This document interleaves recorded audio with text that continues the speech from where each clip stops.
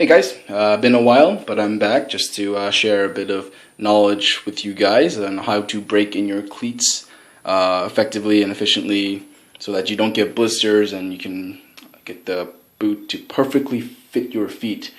It's called the shower method. Don't judge, it's kind of weird, I guess, but yeah. So basically what you're going to be doing is you're going to be taking a shower with your cleats on. Now, I'll get more into that later. The reason for this is because lately soccer shoes or boots or cleats, whatever, have been moving towards synthetic materials compared to leather. And the reason for that is leather is kind of harder to get, and synthetic materials are so much cheaper and easier to make. And leather takes on a lot of water, and synthetic does not as much. So they're kind of moving more towards synthetic materials. They're even phasing out a lot of leather boots that have been traditional, or under the traditional label.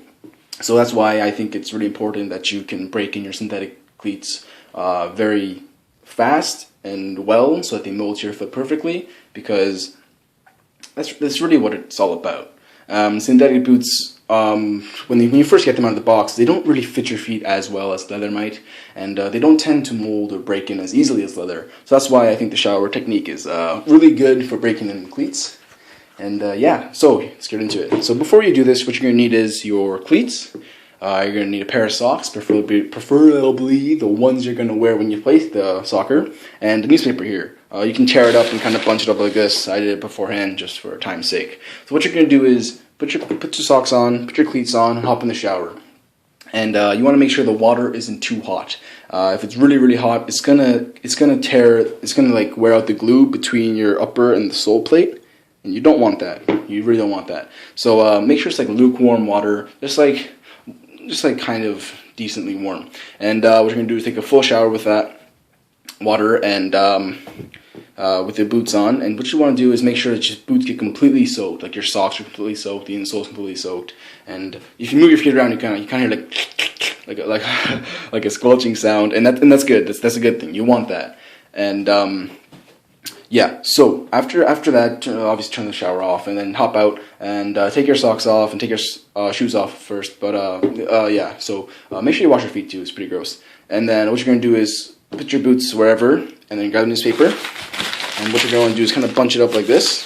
So yeah, and then you're going to kind of shove it into the boot. So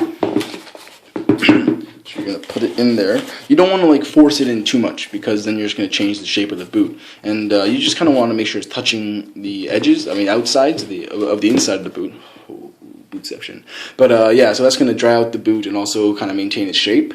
One thing you really don't want to do is, you see the kind of shape of the boot right now, it's kind of natural. It's kind of like follows the contours of the thing. If you shove the newspaper in too hard, like that, you see how it's bulging out like that, and then you're actually changing the shape of the boot by doing that, because it's going to dry out that way. And synthetic materials have different properties, so you definitely want to stay away from that, and make sure you just put it in so that kind of doesn't bulge. And yeah, so that should reduce the break-in time and even make the shoes mold to your feet a lot better. You can do this for leather cleats even, and it works a lot better on leather cleats, not gonna lie.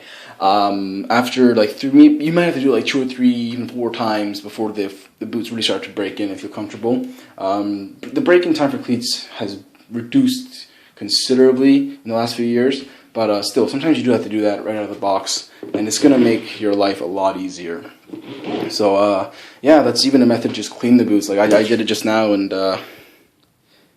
they're pretty clean. So yeah, once again, newspaper, socks, shoes. Don't use really hot water. And yeah, that's pretty much it. If you guys have any questions, leave them in the comments below, and I'll see you guys around.